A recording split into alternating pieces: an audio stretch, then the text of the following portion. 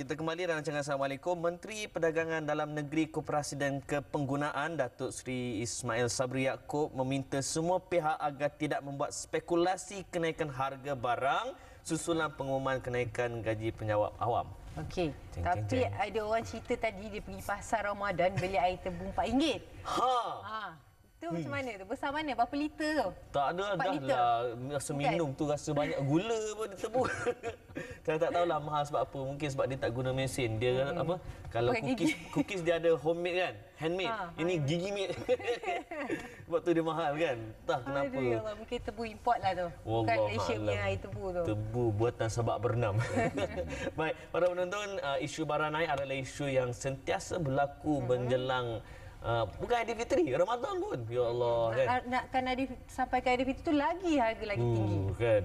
Baik, mari kita berbincang tentang tajuk tersebut. Siapa lagi kalau tidak lain dan tidak bukan, the one and only Datuk Nazim Johan. Assalamualaikum. Waalaikumsalam. Datuk, harga naik Datuk.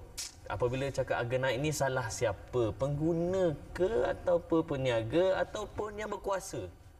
Sebenarnya pengguna. Sudah. Beres. Kenapa? Dan sebenarnya dia banyak faktor. Tak? Dia banyak faktor. Tapi yang paling berkuasa adalah pengguna yang menyebabkan harga naik atau harga turun.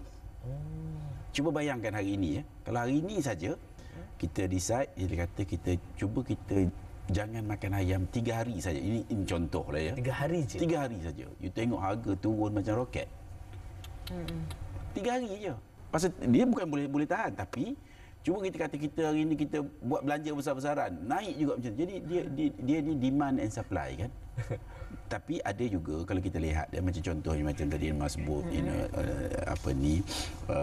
barang-barang ni naik kadang-kadang ada sebab. Kadang-kadang tak ada sebab. Kadang-kadang sebabnya contohnya pasal gaji orang naik, barang pun naik.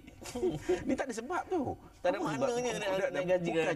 Bukannya bulan puasa, bukannya bulan raya. Contohnya lah. Kalau tiba-tiba gaji naik, apa-apa sebab pun, tiba-tiba barang-barang pun naik mendadak. Jadi ini kita lihat ni naik mendadak ni because duit dalam pasaran banyak. Jadi peniaga-peniaga tu ambil kesempatan lah. Jadi benda ni dia rantaian. Jadi dalam konteks ini kita kadang-kadang mungkin nak mengawal peniaga ni pasal banyak tipunya. Contohnya lah ya. Kadang-kadang barang naik ataupun barang tak naik tapi kualitinya kurang. Ada juga. Contohnya beras, dia kata beras grade ini tapi dia campurnya beras yang jadi macam-macam. Jadi sebab tu pengguna kena berhati-hati ya Emma ya. Pasal Emma dah menjaga keluarga, dah buat ni dia kena banyak apa ni prihatin tu. Pasal itu datang ni sebab tu kadang-kadang dia orang kata kuasa pengguna ni datang daripada rumah, daripada dapur. Pasal dapur nak beli barang-barang ni. Jadi suri-suri rumah kena faham dan peka. Dan dia banyak apa ni kata orang cara-caranya. Pasal kita bukan nak cerita pasal saving, tapi kadang-kadang benda yang sedikit kalau kita cermat, kita dapat tarik mungkin 2-3 hari. Contohnya dia nasi yang tak habis buat nasi goreng, buat whatever. Tapi kalau kita tak pandai, nasi tak habis dia rosak, buang.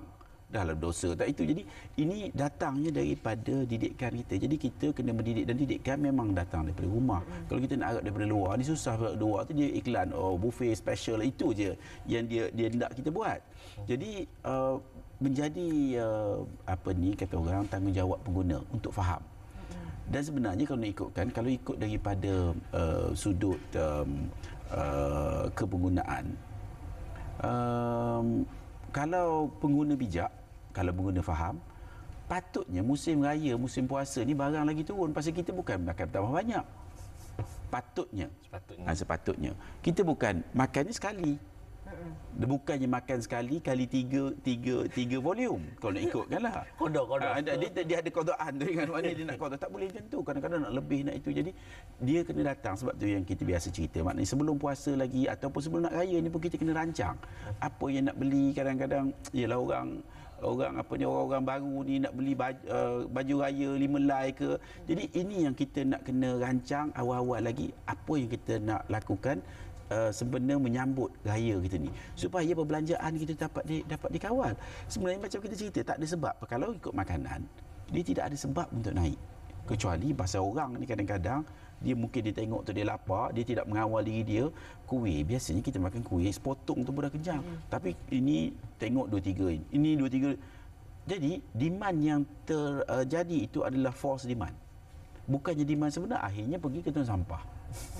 Jadi ini pengguna kena sedar pasal untuk mengawal peniaga ni memang kalau dia tidak kata orang percaya kepada keberkatan rezeki, dan ramai orang mungkin percaya tapi dia tak buat pun, dia nak duit aja. Jadi dia akan buat apa benda yang boleh untuk mendapat keuntungan yang lebih. Jadi kita pun pengguna sebagai yang orang yang sebelah sini kena faham, jangan biarkan kita ditipu. Kan kita ni memang mudah nak ditipu. Jadi tambah-tambah bila ada duit. Jadi adalah tips-tips, contohnya kalau nak pergi, ini betul-betul ni, kalau nak pergi ke pasar Ramadan, ini kita ni cakap pasal melalui pengalaman, pasal kita pun biasa melalui zaman-zaman sekarang pun tidaklah pandai mana pun, tapi zaman-zaman kebodohan yang melampau dulu, beli duit ada. Jadi kadang-kadang kita nak meraihkan, dia kena tengok tempat lah. Pasal akhirnya kita perlu melihat matlamat kita, apa matlamat kita dalam musim-musim begini. Takkan nak matlamat nak membazir. Jadi di puasa ni mengajar kita macam-macam, tapi takkan yang kita dapat hanya untuk membazir. Jadi ini kita perlu lihat. Dan kadang-kadang juga disebabkan pasaran itu, katakan di hotel ini hotel buat buffet. Bila hotel buat buffet ni, Min, kadang-kadang katakan buffetnya katakan RM90. Sampai RM100.5 pun dah ada sekarang ni. Memang. Jadi masalahnya bila kita pergi ke buffet itu, kadang-kadang kita jadi serba salah. Tak makan, tak kena. Makan sikit pun tak kena pasal dah RM90 belanja. Kawan yang belanja pun kata, kau apa ni makan, kita dah belanja RM90, you makan sikit je. Jadi kadang-kadang orang yang biasa pergi itu memang nak makan tu. Jadi dia ayam biasa dia makan seketul, dia nak ambil 2 ketul. Jadi yang sana pun 2 ketul. Pada yang biasa seketul jadi 2 ketul. Jadi yang 2 ketul pun kadang-kadang buang je. Tak lalu dah bila dah tengok dah ambil dah tak lalu, takut orang lain ambil kan, jadi ambil dulu. Jadi akhirnya demand yang biasa hari biasa mungkin katakan untuk 10 ekor ayam, jadi bulan puasa dia naik 20 ekor. Itu satu hotel, satu tempat makan. Makin lama makin banyak. Jadi akhirnya barang dalam pasaran tu juga turut naik lah. Jadi ini kita kena ajar. Kita kena benda ni melalui proses pendidikan yang bersungguh-sungguh yang kita nak ambil sempena Ramadan ini. Maknanya mengawali kita. Ialah itu pun asasnya kan. Tapi kalau sebut pasal isu naik harga ni, selalunya mesti dikaitkan dengan harga barang makanan ataupun bahan mentah. Contohnya macam ayam, tepung, kuih, untuk kuih kan. Pasal itu yang dibuat musim-musim ni. Sebab itulah kena bersederhana kan asasnya. Apa buatan sederhana, Tamin? Umat wasata. Kita adalah umat yang pertengahan, sederhana. Ya. Tidak beria sampai tenggelam punca, nak beraya pun patut-patut kan. Jadi ini yang kita perlu berkongsi dengan pengguna di luar sana. Pasal apa tindakan yang kita buat berseorang tu mungkin kita ingat kita seorang. Tapi benda ni rupanya dia punya impak tu pasal satu keluarga lagi, satu keluarga akhirnya satu masyarakat. Jadi ini yang iktibar yang seharusnya kita belajar untuk semasa bulan puasa ini, untuk menjadikan masyarakat kita satu masyarakat yang dengan ada Facebook, dengan ada benda kita share lah benda-benda ni kan. Kalau untuk kita mengubah, kalau kita tak ubah, siapa yang nak ubah? Macam pihak berkuasa sini ada tak macam pihak berkuasa memang bercakap, tapi kita kadang-kadang kalau kita tak mau terima, apa ni kata orang, you hear but you don't listen ke apa benda you don't listen. Maknanya kita dengar tapi kadang-kadang kita tidak dapat, bila kita gagal menghayati apa yang hendak diajar. Memang KPDN buat tazkirah apa benda, tapi dah kita pun kadang ni gaji dapat apa ni sebulan setengah bulan gaji ni banyak juga pada orang yang banyak gaji kan. Yang sikit tu okey 500, tapi asasnya kadang-kadang kita terbawa disebabkan iklan yang kita tengok. Tapi kalau kita ni mendidik keluarga kita, maknanya jangan terpengaruh dengan yang kat luar sana kan. Ibarat ikan, kalau 2 tahun duduk dalam air masin pun dia bukannya masin. Maknanya dia dah ada dia punya sistem pertahanan sendiri. Jadi sistem pertahanan sendiri itu datang daripada kita, daripada keluarga kita. Macam Emma dia nak bercerita pada keluarga dia. Kena ajar dan didikkan dia kena daripada awal. Dia kena. Datuk, dari segi apabila kerajaan mengumumkan harga ceiling, sejauh manakah keberkesanan pendekatan ini di dalam memastikan supaya peniaga-peniaga ini tidak mengambil kesempatan? Ini ada pengalaman yang cukup terasa lah. Ini beberapa tahun dahulu. Kerajaan masa tu Datuk Syafiee Apdal jadi Menteri Perdagangan Dalam Negeri. Dia panggil semua mesyuarat ni. Kita pun ada mesyuarat untuk mengawal harga barang ni. Panggil semua pembekal ayam. Satu mesyuarat besar ni. Jadi dia bercakap Dia kata kerajaan tak benarkan harga ayam lebih daripada RM6.50 siling. Mula-mula yang pembekal ni lah. Ada yang tak setuju, ada setuju. Akhirnya bila dah menteri buat keputusan, semua okey lah, kata dia. Jadi kita pun ingat betul lah harga ayam ni. Jadi kawan-kawan kita, ahli-ahli kita yang itu ayam ni, kita mengharapkan itulah harga siling. Maknanya harga siling dia kena turun lagi. Maknanya harga farm kena turun lagi. Harga di kilang, harga di di ladang. Supaya boleh jaga harga boleh buat harga siling. Jadi rupanya bila saya tanya, dia kata kita nak jual harga siling macam mana, kata dia. Memang harga di farm, katakan contohnya dalam kata RM4. Dia hantar kita RM4 untuk 1 kilo. Tetapi dia telah letakkan harga, memang resit memang ikut harga siling. Dia bagi kata margin RM1 ke. Tetapi dia bagi satu resit lagi untuk transportation. Aduh. Jadi transportation ni nak pergi ke mana? Jadi pengguna kalau tak ada untung kan. Masalahnya pengguna kena tanggung. Jadi dia kata dia nak buat macam mana? Harga yang datang pun dia kata dah kira RM6. Jadi dia nak jual macam mana, kata dia. Jadi ini maknanya kalau inilah orang kalau dia tidak ada kepercayaan dia kepada rezeki, kebaikan rezeki yang halal whatever. Jadi dia akan gunakan apa juga cara untuk tambah timbang. Dia boleh tulis timbang pasal kalau dia tidak buat begitu, maknanya kerajaan boleh KBDN boleh denda ni pasal apa harga macam ni. Jadi dia gunakan benda lain untuk menambahkan sama ada kuantiti ataupun kurangkan kualiti. Jadi ini berlaku. Jadi sebab tu pengguna kena bijak. Jadi maknanya agaknya pengguna kalaulah kata dia bajet dia untuk ayam katakan 10 ekor ikut harga biasa, maknanya untuk dia katakan perayaan ataupun meraihkan puasa ni, meraihkan raya esok, mungkinlah dia kata buat 8 ekor dah lah. Tak kena begitulah pasal kalau tidak harga dah naik. Jadi kena bajet. Maksud apa yang kita nak kongsi adalah kita kena pergi keluar sana dengan bajet yang kita tetapkan pasal duit yang itu yang kita ada. Jadi kalau katakan kita nak meraihkan tetamu ke, contohnya hari itu mungkin kena beli lebih, tapi hari lain kena kurang lah. Pasal kita punya limitasi kita adalah katakan 300 kita nak belanja. Nak belanja 5 hari. Jadi kita kena bagi-bagikan.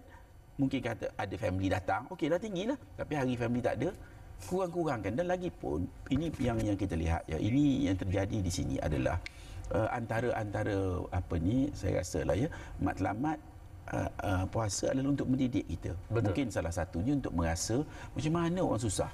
Tapi hari ini kita rasanya tak sampai matlamat sebenar. Okey. Kata kita Emma ke Amin ke bila puasa kita rasalah macam ni orang lapar ya, orang susah. Tetapi bila berbuka puasa kita dah tak rasa dah. Orang susah masih tak dapat nak makan. Kita dah lain jadi ini rasa raja macam ni. Heaven. Syurga. Jadi ini maknanya kita kena ajar, dan ini juga perlu dididik daripada anak-anak lagi. Bukan bulan puasa ni dengan dia satu meja penuh.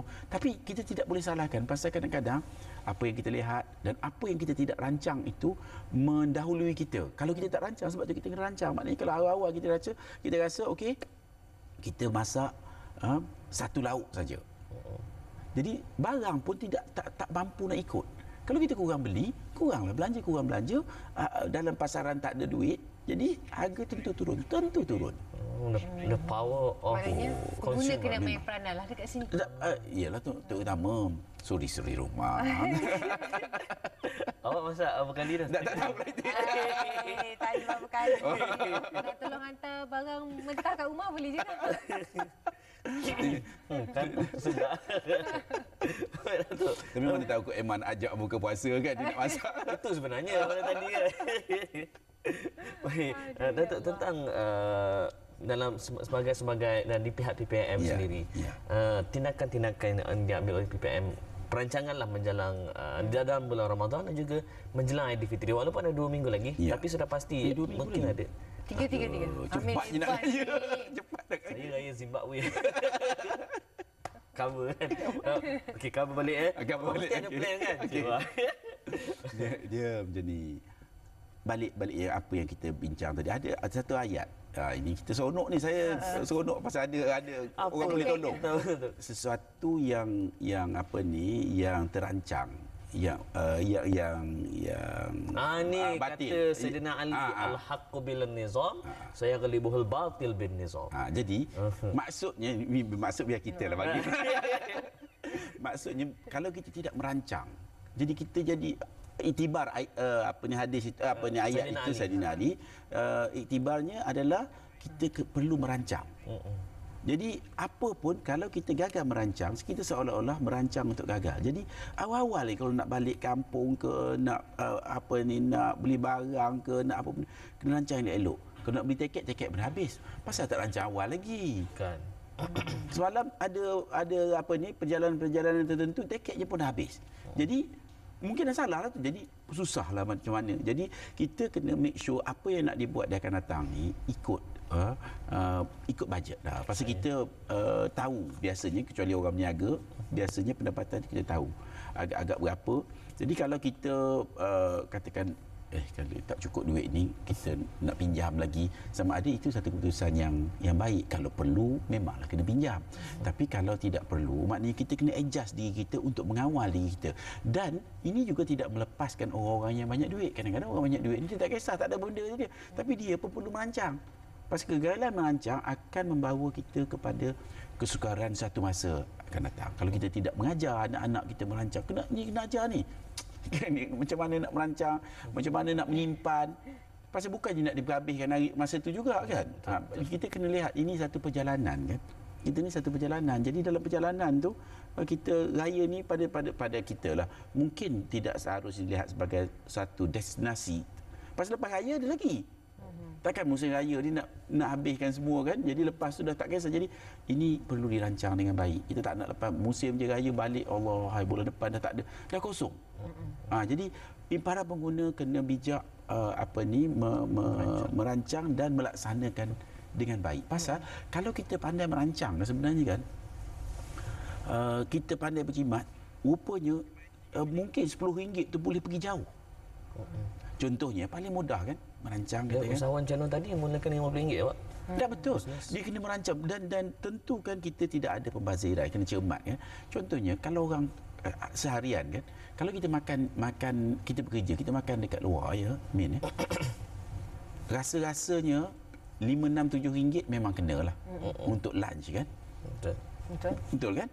Tapi kalaulah katakan kita cuba nak nombor satu, kita boleh makan sikit, jaga badan sihat. Nombor dua, kita boleh jimatkan dan simpan duit. Contoh kita sandwich lah. Tengah hari isteri ni kan, suami nak pergi kerja buat sandwich. Sandwich kalau 4 keping roti tu berapa ringgit je. Satu buku roti tu baru dalam RM3. Berapa banyak boleh buat sandwich tu. Jadi anak-anak semua boleh dibekalkan dengan sandwich. Jadi kuranglah belanja di luar. Dan makanan pun tertentu yang dia buat. Kalau isteri air tangan dia yang berbarakah, yang macam-macam dia punya itu kan, kebaikan kan. Jadi kadang-kadang RM10 tu boleh ditarik sampai berhari-hari. Ikan contohnya nak tuna kan. Ini cerita lah. Kita tak pandai masak tapi idea tu kadang-kadang banyak betul kan. Kita nak makan sandwich, kita boleh beli sardin. Kita boleh beli sardin, kadang-kadang tuna pun ada. Tuna ni mahal. Tapi kita biasa saya dah beritahu kawan-kawan pun, tak payah susah-susah, beli ikan kembung je. Beli ikan kembung, katakan mungkin 1 kilo, tak tahu berapa harga, mungkin kata RM10 lah sekilo. RM10 tu kita boleh buat kita rebus atau kukus, dia jadi macam tuna, sedapnya bukan main. Jadi RM10 tuna tu masuk peti ais, 1 kilo. Bertahan berapa lama tu? Jadi ini maknanya penjimatan yang kita kaji. Kita bukan buat dia kehidupan dia okey, daripada ikan tu, contohnya basuh dari ikan tu, jirus dekat pokok pula. Pokok, katakan pokok cili ke. Bukan main bagus baja tu, tak payah nak beli baja. Jadi kita kena tengok setiap benda. Air yang basuh tu pun okey, bukan buang itu je. Merancang. Merancang. Ada tok kita beritahu ini, saya beritahu dulu, zaman dululah ada satu Bengali ni.